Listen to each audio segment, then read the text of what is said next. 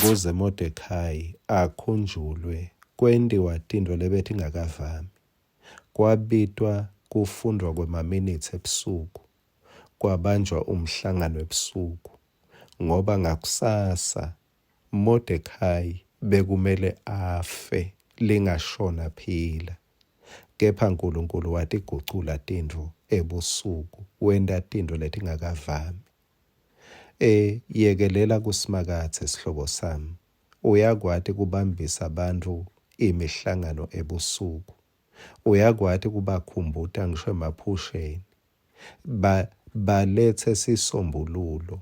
Ulele wena kulowo mzuzu. Mordekhai walala ati ukuthi kuphelile ngaye. Kepha kwasa ngakusasa tintfo tishintshile. Akagcinanga ngekusinza ekufeni, waphakanyiswa. Ungukhunjuliwe. uNkulunkulu utawubambisa abantu imihlangano ngawe, kuze kuthi ungaphethi kabi nje kuphela, kepha uphethe ngekuphakanyiswa. Nasi ngwaselusuku sakavuka udle. Ngicela sisithole encwadzini yeMakhosi 2:3 sifunze verse 15.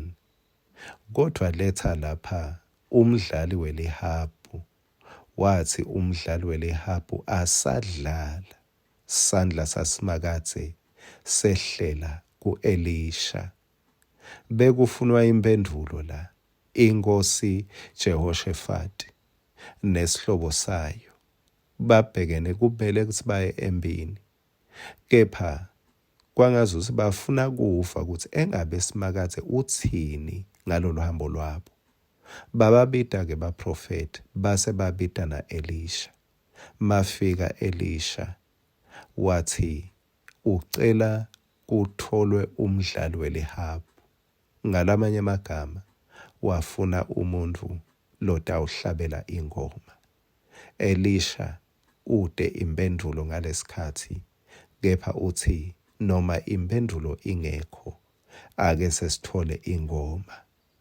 Angikwati lamhla emphefumulweni wakho womele ini, kumbe utsinga kukhuthadwa, kumbe utsinga luthando, angati kumbe utsinga imali, angati kumbe utsinga uku-waiting list. Kukhona la ufake isicelo sakho khona, impendulo usete. Kepha ngithandaza ukuthi moya loyingcwele akuphe ingoma letawuvetwa ngumoya loyingcwele. Ngoba encwadzini yeMakorinte 2:3 livesi laka 6 lithi lo wasenda safaneleka kuba baphathi besivumelwano lesisha. Uyambona ukuthi moya loyingcwele wenda ufaneleke, wenda ulungele tintfo le kumbe kufunza bekungeke kukwende utilungele, le kumbe ifavor yebantu beyingeke ikwende kukulungele. Lalela-ke ukuthi lichubeka lithini. Lithi lesingesiso semthetho lobhaliwe, kodwa samoya lesivumelwano.